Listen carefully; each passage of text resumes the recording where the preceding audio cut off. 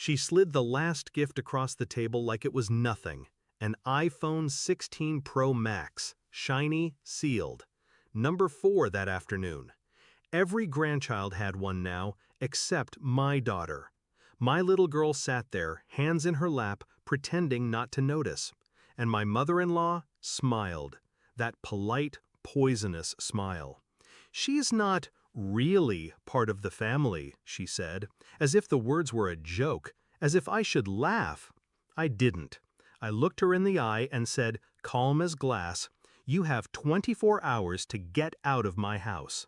When I first met her, she called me dear. She hugged me too tightly, baked pies with my name carved in the crust.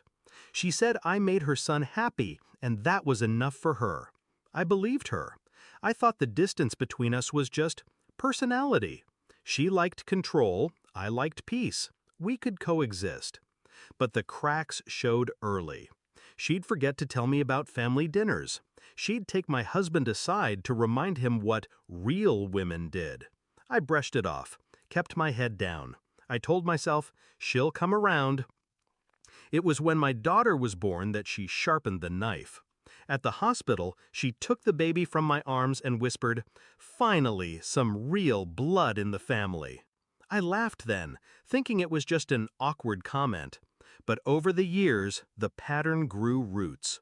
She'd introduce my daughter to strangers as her son's kid, never my granddaughter.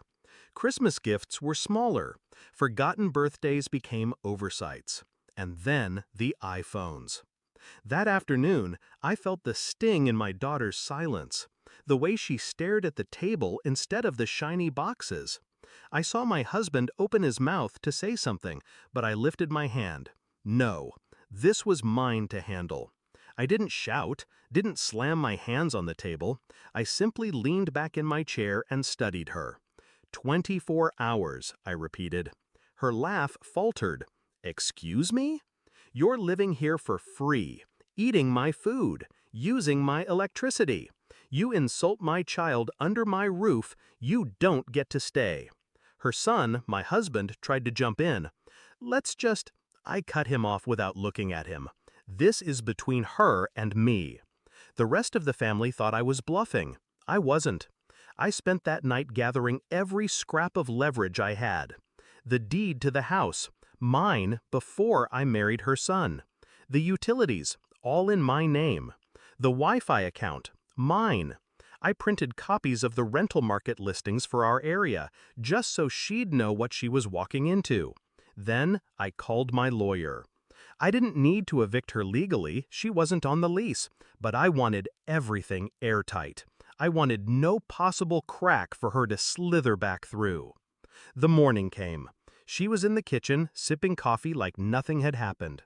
"Morning," I said. "Your time's up." Her cup froze mid-air. "You can't be serious." I slid the stack of papers across the table. "These say I am." "You're tearing this family apart." I leaned forward. "You did that the second you decided my daughter didn't belong." She tried to rally. "I'm his mother." "And I'm your landlord," I said softly. She thought my husband would stop me. She was wrong. He knew what I'd been holding back for years. The times I'd swallowed my pride to keep the peace. The moments I'd watched our daughter try to earn love that should have been hers by birthright. I told him once, "You get one chance to choose the right side when it counts." That morning, he looked at his mother and said, "She's right. You have to go." She packed slowly, like dragging out the hours might change the outcome. I didn't hover.